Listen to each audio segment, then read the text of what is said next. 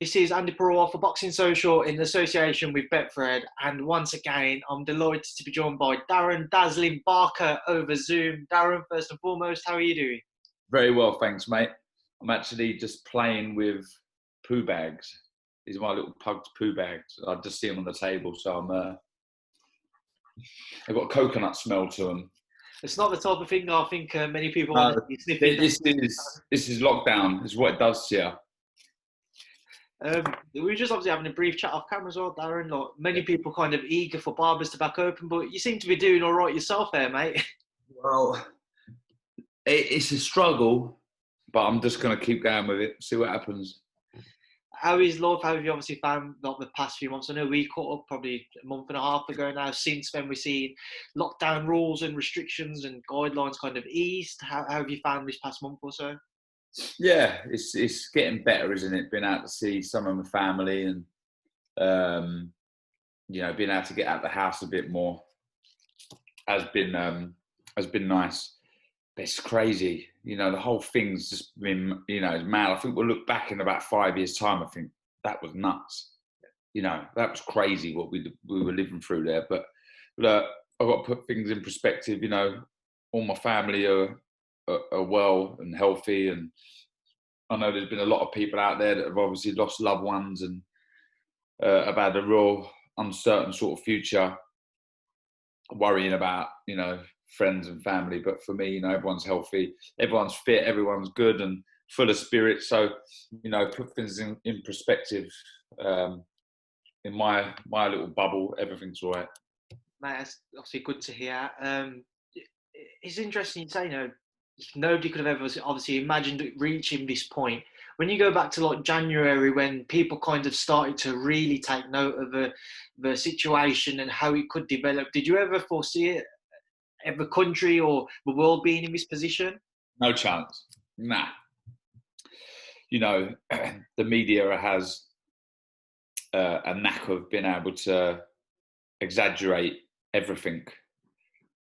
So personally, I didn't think it was going to be as serious as it was.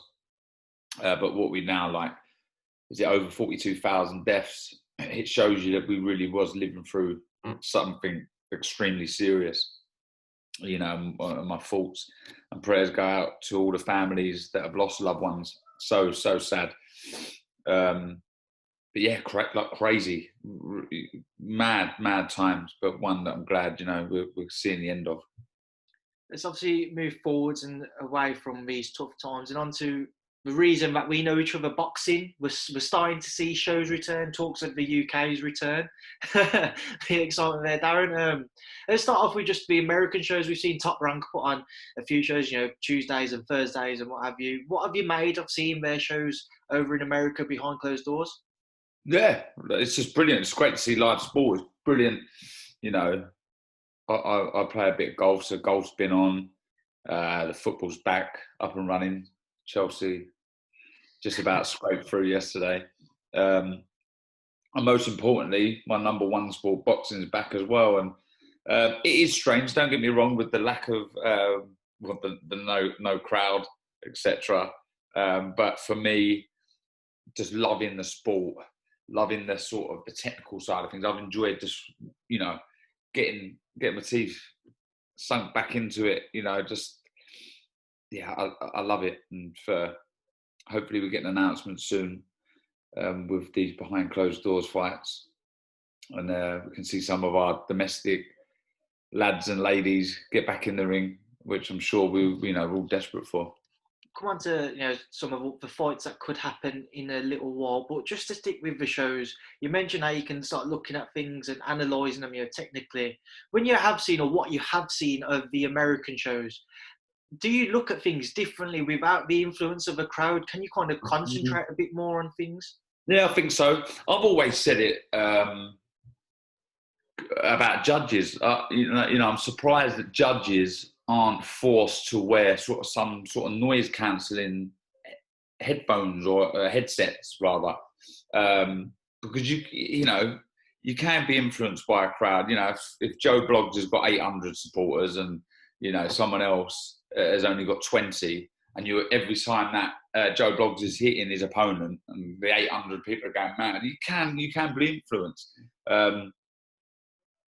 But yeah, I'm surprised that's never been happened, or you know, judges aren't been made to do things like that. But another thing I've been doing as well, because I've been doing a bit of commentary, you know, over the past couple of years, and I enjoy it, because for me, when if I'm at home, that I'm never really at home watching boxing anymore. I'm always at the shows. But say if I was at home with my dad, my granddad, my uncle, my brother, we'd all sit down in the front room, and when we're watching the fights, we're essentially commentating anyway.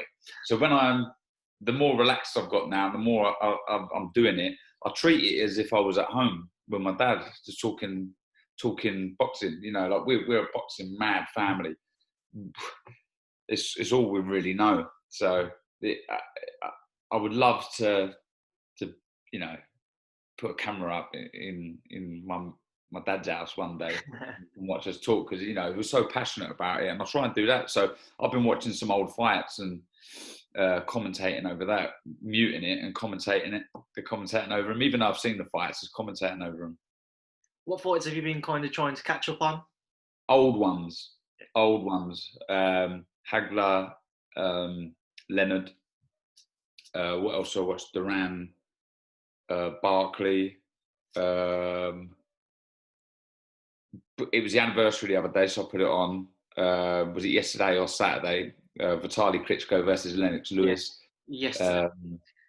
Yeah, and I watched Sugar Ray Robinson versus Jake LaMotta. So yeah, I'm forever just watching boxing. But yeah, I've been starting the last couple of days just muting it and doing commentary. Is that just to kind of start to prepare yourself a bit more for boxing's return? A little bit, but I enjoy doing it. I enjoy it. I'm like a boxing anorak. I'm a bit of a boxing nerd. I probably don't know as much as some people do, but I've said it before, I don't think anyone can love boxing more than me. So I enjoy just talking over some of the old fights. Let's obviously move on to the return of boxing in the UK. Obviously, last time we spoke, you said that you knew of Matchroom's kind of initial plans. There was nothing set in stone back then, and you couldn't really let us know as to what you knew. Since then, he's come out with fight camp proposals. Some fights have been bandied about. Let's start off with fight camp and, you know, your Ford's and Eddie's moves to try and put shows on at Matchroom HQ. Brilliant. It's fantastic. And I've got to give, you know, Frank Warren as well. He's doing a similar thing, isn't he? So it's just great. You know, I'm a big fan of British boxing. So I just want to see it on our screens. So it doesn't matter. I guess directly I work with Matchroom, don't I? But for me, it doesn't matter what promoters put boxing on, as long as there's boxing on our screen. But yeah, I'm over the moon. It's a great idea. Obviously, Matchroom have the room in their back garden. It's a massive garden for those who haven't seen it. So yeah, I'm buzzing. I'm really looking forward to it. It's going to be different. It's going to be strange, but I've said it before. I don't actually know of any of the. I've heard some rumours about the fights potentially being made, but I said it before. I think because of the lack of crowd or no crowd, the fights are going to have to be as close to 50-50 fights as possible. So instantly that makes them interesting. You know, the two fighters in there are going to be well evenly matched. And though there isn't a crowd and you're not going to have that atmosphere, like I say, I've said this before, I've seen some of the best action, some of the best fighting I've seen inside a ring has been in gyms sparring. You know, some of the sparring sessions I've seen have just been epic. You know, really, really epic. And they don't have no atmosphere. They've got, you know, big gloves on and head guards, no atmosphere, no one screaming and shouting, but they've been so enjoyable to watch. So that's one thing I'm looking forward to. The fact they're 50-50s and the fact that I know they're going to leave it all in the ring, because everyone's sort of playing catch up now, and you know, people have been sat on the shelves for a little while when they've probably been fit and ready to fight, so they're just going to be desperate to get in the ring. before we do come on to those potential fights that have been rumoured and discussed by the Matchroom team, let's just stick with yourself and kind of your role through the fight camp. And, you know, I know yourself and Chris Lloyd obviously do the shows together. Yeah. Are you guys kind of planning for being involved, or what kind of guidelines? Or yeah. Yeah, we've basically been given the nod. We're going to be doing the show. We did a build-up show before the bell. It's a preview show. So for those who haven't seen it, we get guests on and we sort of talk about action that's happened and obviously review the fights coming up. So we'll be doing that. And then also me and Chris will be commentating on the world feeds. What happens is they sell the rights to different stations across the world. They don't take the live feed, which is the Sky feed. So they set up another little table and me and Chris will commentate. And do you know what? Me and Chris are mates. We met before we were asked to do these shows for Matchroom, and we got on really well. And then we've just become proper mates. You know, we're constantly on the phone to each other. He's a good crack, Chris. He really makes me laugh. So to work with him, brilliant. We had kind of like a breakthrough gig together, which was when Anue fought Daenerys, and we did comms, and we were blessed that morning. It was a Thursday morning, wasn't it? We were blessed that morning because it was just two warriors going at it, and you know, me and Chris being mates, again, it reminded me of being at home with my dad and my family commentating. We get super excited and we've got, you know, you can hear me when I'm doing a commentary going, whoa, whoa, because that's what I'd be doing if I was at home, you know, like I don't think there's a problem when you lose your shit, you know, when you watch your boxing. You can just, you know, because it gives us unforgettable moments.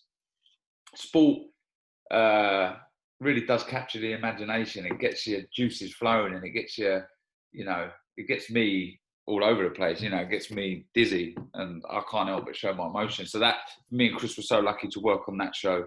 And off the back of it, we you know, I think people want to hear a little bit more of us, which I'm pleased. There's nothing worse than someone saying, oh, it's that Darren Barker again. Can't we shut him up? But yeah, Chris is brilliant as well. He's made for it. He's so knowledgeable. He's articulate. He's very good at it, and I see him. I really see Chris becoming a recognisable voice when it comes to boxing for the years ahead. Just to stick with yourself, Darren, once more. You mentioned obviously when you're at fights, you get very involved. You love to, get your emotions out there when you're commentating. Behind closed doors, Matchroom HQ, how do you think you're going to react when you're starting to see, you know, the shots thundering into the bodies, you know, people starting to get knocked down or what have you? You know, will we expect to hear you kind of going? Yeah, I don't have any filter. I can't control it, if I'm honest. So, yeah. And what could be a quiet setting as well? We're just going to hear that mark going. Well, I mean, it'd be interesting if you're commentating on one of the big lads and you're not saying anything nice towards them. They might jump out of the ring and give us a clump. But do you know what? No, I'm looking forward to getting the headset on and just talking about what I'm seeing. And the one thing I love about boxing, when I used to box, was solving the puzzle. My opponent's a puzzle, and it's solving that puzzle. So I love it. I used to get in the ring and trying to find out ways, different formulas and different ways of trying to outwit my opponent. And I like talking about that when I'm commentating. You know, what I would do if I was either one of those fighters. You know, how would I try and approach this fight? What would I try and do to unlock this puzzle or solve this puzzle? So that's what I try and do. I love it. I love it. Let's go on to some of those fights, Darren, that have been discussed, and start off with a man who I know you're very fond of and you love very much, John Ryder. He's been spoken about a potential rematch with Rocky Fielding. Start off with that one, Darren. You know, what would be your thoughts if the pair fought for a second time 3 years on from their first bout? Yeah, I love both lads. Rocky's bang on, but John, I've known John for years now. He's a top man. no ego, very modest, doesn't give it the big and not bothered about the limelight as such. He's similar to me. He loves the sport. He loves boxing. He trains hard. He's been rejuvenated since he moved up to super middle. Learning all the time with Tony Sims, who's a brilliant coach who I had for 11 years. It's a brilliant fight. It was extremely close the first time. Extremely close. But do you know what? I'd have to go with John. I think momentum. He's full of confidence. He's not he's the guy they're looking at now and saying, he's a very good fighter, not the away fighter as such, where he has been a couple of times, but this time he every time he steps in the ring now, he's just beaming with confidence, in his power, his ability, and everything. And I favour him for this one, but you can't write Rocky off because he can whack.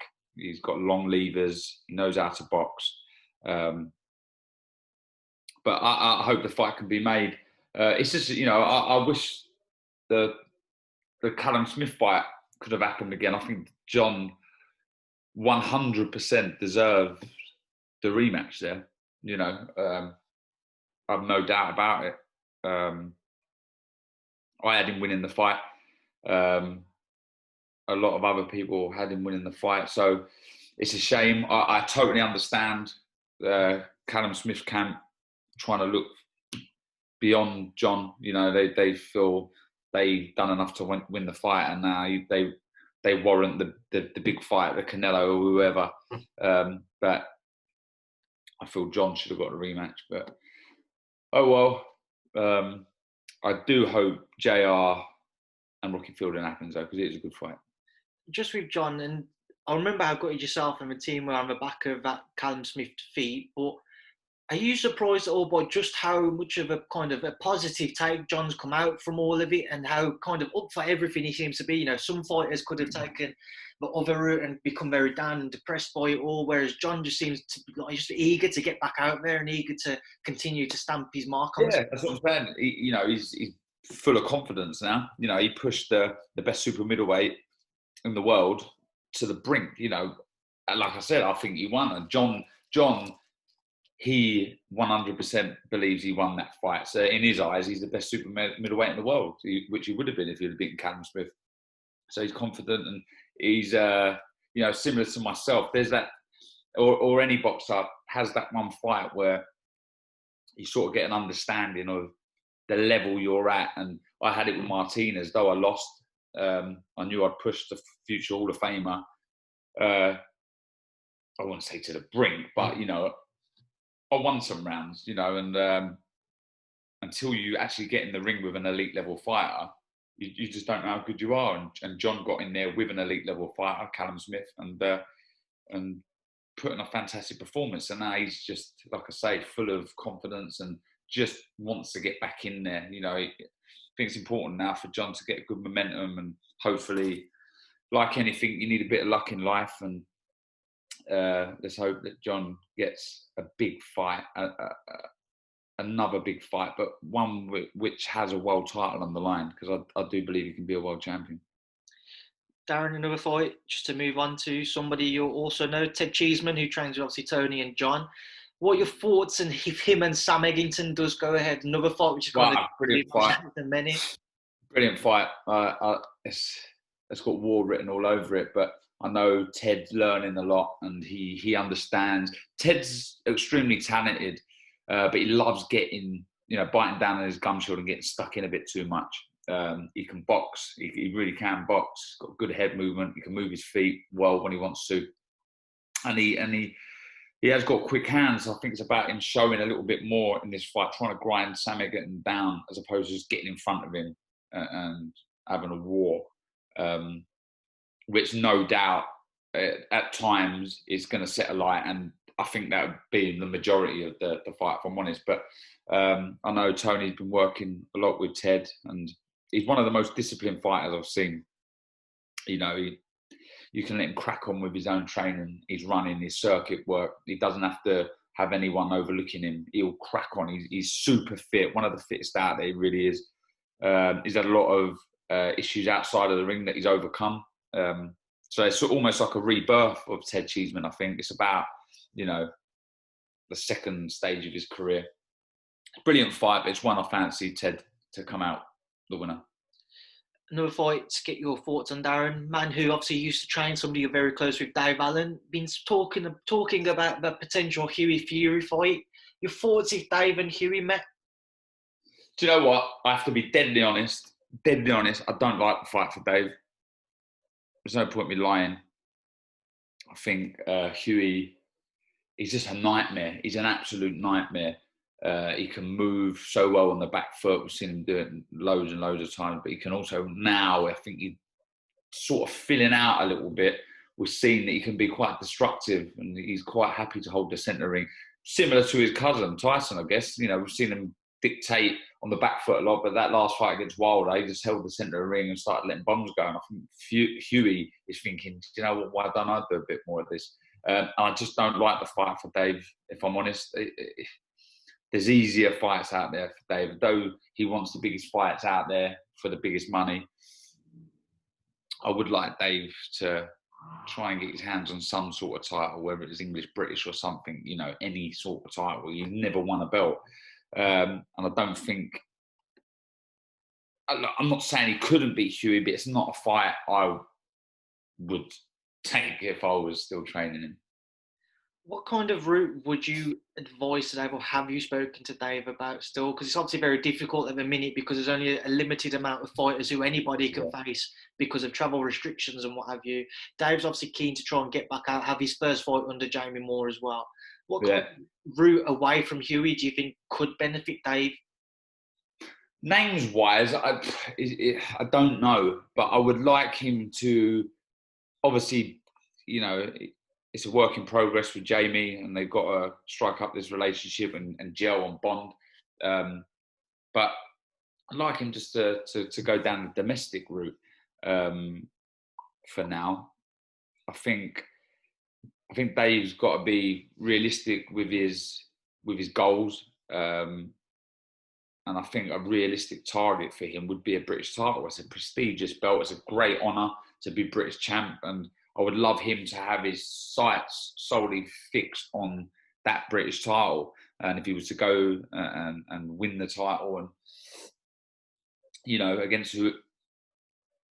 whoever, and then I think you can look to bigger and better things. But I think right now, I would, you know, even stripping it back to English title and things like that, just, you know, plod along the domestic route. I mean, you might not be getting the same sort of money as you would fighting the bigger names, but just try and get 2 or 3 wins under your belt whilst capturing hopefully a couple of domestic belts, and then see what happens. But yeah, I've said it before, I've seen Dave do some incredible things in the gym. I just hope Jamie can find a way of extracting what I've seen in the gym into fight night, because, you know, he's done, you know, he's impressed me in the gym in the past, and for whatever reason, and it's taken nothing away from his opponents, he just hasn't got himself going. But I'm sure if he can win a British title. The current British champion is Daniel Dubois. He was due to face Joe Joyce before lockdown. If that one was to go ahead, Darren, Daniel Dubois versus Joe Joyce, how could you see that playing out? Because on the back of that, there was, you know, Frank Warren come out saying that he wouldn't mind seeing Daniel face Deontay Wilder in a year or so. Yeah. Do you see the potential there for a year or so time for Daniel to go face someone like Deontay? Yeah, absolutely. I've not mentioned Daniel there because I've no doubt that title gets vacated straight after. I've no doubt. So if Dave could slip in there, it's hard to sort of see who he would go in there with. I fancy Dubois in that fight, if I'm honest. I know I've been really impressed with him. I think he's got a big future. I do. I think it's going to be tougher tests out there for him. I think Joyce is definitely a test, but I just fancy youth to overcome Joyce there. And then we'll see. We need to see him really tested. But I like so far. I like what I see. And obviously, the big heavyweight fight that had the world talking probably just over a week ago now, Darren. Fury AJ, both teams agreeing financial terms in principle for 2 bouts in 2021. Darren, when you heard the news, what was your reaction to it? Over the moon. Over the moon. It's the fight I want to see. I think everyone would say that. Some other fights out there, Lomachenko, Gervonta Davis, I'd like to see that. You know, some really, really good fights. You know, but that's the fight I think we all want to see. So I was excited, over the moon, and I've no doubt they will be. Well, if the 2 fights happen, I think they'll be crackers. I really do. Just my guess, I reckon there'll be one here and one in the Middle East. I think we might be lucky and get a stadium fight. This is all if they get through their fights they've got lined up first. You know, that they're not walking the parks. Pulev knows his way around the ring, and Wilder can, you know, he can knock down a house with his right hand. So they've got to both get through them, and then potentially if they both do. I'd like to think there'd be like sort of one here and one over in the Middle East, and sort of no one can really grumble there. The fighters are earning big dough. We'll have the opportunity to see them over here, and just want to see it happen. There's still obviously a very, very long way to go until we do see that fight kind of officially announced. You've still got both fights, you know, AJ Pulev, Wilder Fury 3, both of them have to happen. Then you've got Usyk as mandatory, Dillian White gone and started legal proceedings against the WBC for his mandatory position, locations and what have you. But from the announcement, what kind of comfort do you think people can take from it? Comfort in what way? That from the announcement, what do you think people can take from hearing the news? Yeah, I just think I think we're seeing it more and more now. Sort of the public is kind of getting what it wants. I think if there's that much of a demand,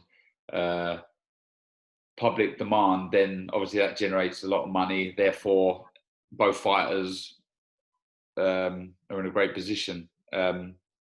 What I would take from it is that the fight will happen as long as they get through their fights. You know, with Pulev and Wilder, that's it. We'll get the fights. I just think both parties are obviously agreeing on the financial terms and all the other terms, and that anything can happen until it's actually signed. Anything can happen, but I'm encouraged by what I'm hearing. What do you make of kind of Dillian White's situation and the fact that he's opening up legal proceedings against the WBC? Don't blame him. It's got to be hard. Don't get me wrong. I think getting money and not having to fight is what a great situation to be in. Someone offering you millions of pounds to step aside. That would be very nice, but you only really get one career, didn't you? You know, time doesn't wait for no man, and you can quite quickly soon be stepping out of your prime the longer you wait. And I think Dillian White's well in his prime right now. He's confident. He has some big wins, and he's just eager to show how good of a fighter he is against these guys. And you know, you couldn't rule him out against them. You know, he's a danger man. He's a tough man. And he wants the opportunity to be able to show that. He wants the opportunity to fulfill his dream and become a world champion. So I 100% feel for him, but he's not as big a name as Fury AJ. Everyone wants to see that fight. You know, everyone wants to see who the best heavyweight in the world is. But I can only imagine how frustrated Dillian White is. You know, would you say, look, say they both win their fights, then you've got 2 fights, AJ Fury. Where's that going to take you to the back end of next year? You know, you wouldn't be looking till summer spring, summer 2022. It's a long time to wait. It's a tricky one. It's a tricky one. It's a tricky one for Eddie Hearn, representing AJ and Dillian Whyte and just trying to, please everybody, but it's impossible. It's an individual sport and everyone's got their own agenda, their own career to worry about. And this is what Dillian Whyte thinks he has to do. So therefore, what I don't want to see is, though, this franchise rubbish happen. I don't want Fury to be elevated to franchise champion, because that would then Dillian Whyte, say if he fights for the WBC, it's not a world title, is it? Come on, Tyson Fury is the WBC champion, so I wouldn't want to see that happen. I don't think that's fair on Dillian. He wants to be the proper WBC world heavyweight champion. He doesn't want to be some second-rate WBC champion. So it's a tricky one. If that was to happen, Darren, if Fury was elevated to franchise champion and he was to fight AJ, whoever wins, do you class them as the undisputed title holder then, or do you think they need to have what is currently the normal WBC title? Well, I guess you'd have to say, yeah, they're undisputed heavyweight champion by a crafty little move from the WBC. But, it does, it's a tricky one. It gets difficult, doesn't it, when you've got so many governing bodies all have mandatory challenges. It becomes difficult. But I guess you could say the winner of those two, if it was a franchise champion, the winner of those is definitely the number one heavyweight champion of the world. But could you say, is he undisputed champion because it's a franchise thing? I don't know. It just gets a bit messy. But again, I don't expect Dillian Whyte to want to wait till, like I say, early 2022, too long. Darren, final thing before I let you go is just to drop back down to the super middleweights, whichever weight category he fights at, Canelo Alvarez. Some talks recently again coming up about who he could face next. And now it seems to be, Anthony Dubois, William Monroe Jr. and Sergei Derevyanchenko. All of their names have kind of cropped up recently. What are your thoughts if Canelo was to face either of them on the back of knowing that he was seeming to be close to announcing the Billy Joe Saunders fight? Yeah, I'll be gutted if it is any of those three. Look, the three people I'd want him to fight, and me being biased, would one be Callum Smith, because he got the decision over John Ryder. So I think he would warrant the shot, or deserves a shot. Billy Joe Saunders 100%, and John Ryder himself. They're the three people I want to see. I just don't know. I don't know what their thoughts or what their plans are. But yeah, I would like to see either of those three, if I'm honest, for Canelo. Again, being a British boxing fan, I'm obviously being slightly biased, but they're the guys I'd like to see Canelo in with. Darren, we will leave that there now. I think I've taken up a bit more time than you expected. No problem, mate. It's been a pleasure to catch up with you. Before I let you go, what would you like to say to everyone who tunes in to watch our interview? I hope you're all well. I look forward to seeing a lot of you at the shows. I always enjoy it. I will never ever snub anyone when they want to talk to me about boxing. So if I do see you at a show when this all drops down, by all means, let's have a chat. But I hope you're all well. I hope you're all safe. It won't be long till the beer gardens are open, so stay positive. Darren, that's certainly a day I think many are looking forward to, and hopefully there'll be a time. I know you are, mate. Mate, hopefully soon enough we'll be able to have one ourselves and catch up in person. Nice.